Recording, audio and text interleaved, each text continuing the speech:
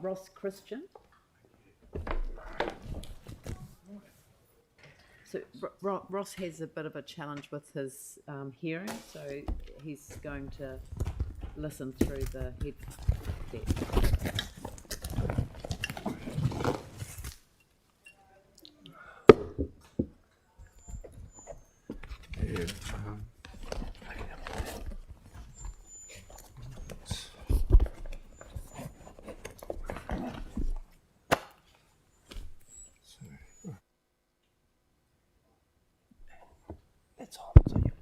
Right.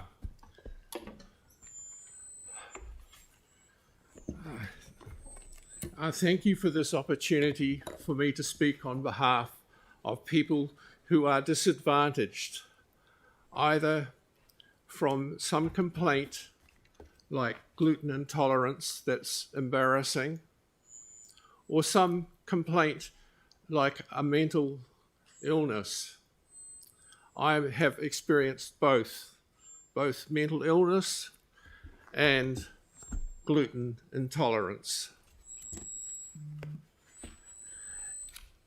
I think that the library should provide resources for all these ways in which we can have a greater wellness for disadvantaged people. For example, my mother had dementia, and during those 5 years I cared for her. This was the only source of inspiration for her to do her many drawings. I think a library should have a library of pictures for people who can do art therapy, because art therapy gave me time to do my own therapy. My own therapy was Toastmasters.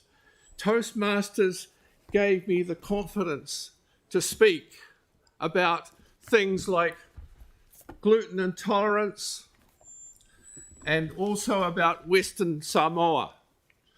Western Samoa, I was marginalized. I couldn't speak the language. I had this problem with gluten intolerance, and the problem was that because I couldn't speak the language and I went to a school called Samoa College, I would go into the library and there would be books of a vocabulary of 1,000 words. What use is that, 1,000 words, to a person who has a vocabulary of hundreds of thousands of words? But fortunately, a new library was set up, the O.F. Nelson Library, and that was a lifeline for me.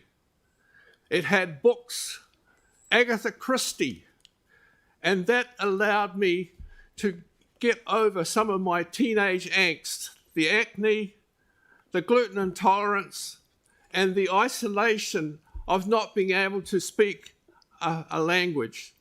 And so that brings me on to how that library, if it had a really good library, a really hands-on librarian, and they knew what a benefit a CD would be. Of course, there weren't CDs in those days. There were, unfortunately, big tapes and whatever.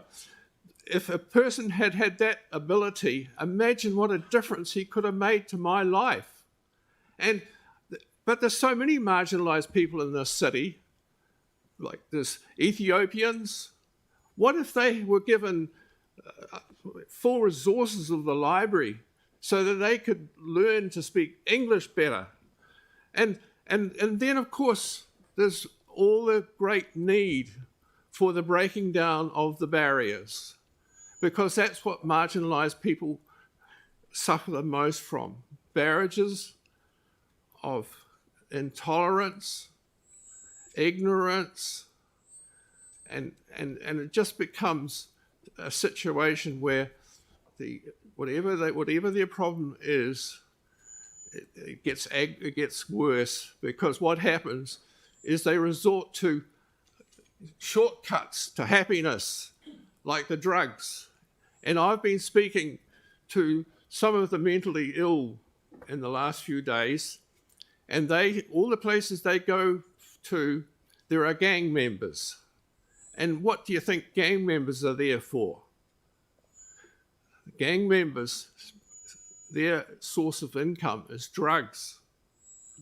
And so what I say is, if we can fight that by becoming a wellness community, where everyone can participate, because there is a library that provides pictures for the people who have, like my mother, who has dementia. There's books to help people who have an embarrassing thing, and there's no charges, because the people who are most disadvantaged, and I have been on benefit, where you have to have subterfuge to get around the horrendous rules that WINS puts in place, and without that you would be in a real pickle. Ross, could I interrupt just for a minute? Because in your submission, you talked about going to St Luke's in Peterborough Street, where you did art classes, and that got knocked down in the earthquake. So I'm getting the sense that you want to see a place like that back in our central city. Well, I went to the Linwood Library, Yeah. the old Linwood Library, and that is now holding an art exhibition for the mentally, and there's 15 mentally ill artists who are currently have their works on display in that old Linwood Library. Yep.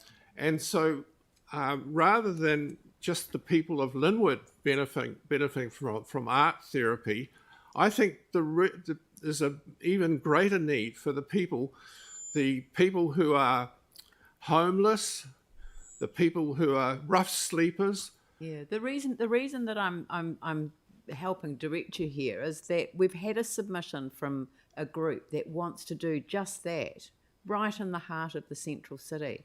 So I'm sort of feeling like you're expressing the same view, but from the point of view of somebody who would find great value in attending such a place. Yeah, well, the problem with some mentally ill people is they are hypersensitive.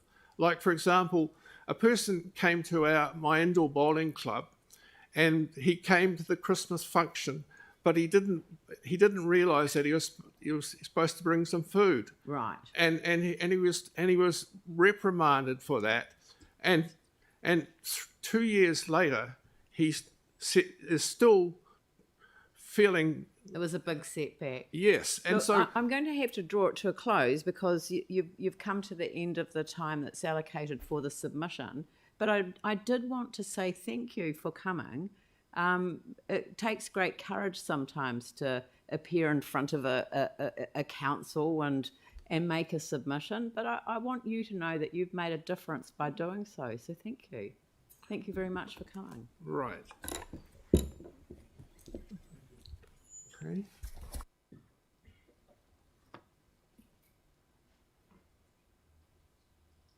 I'll give you a minute. If Lynn Cleaner could come forward.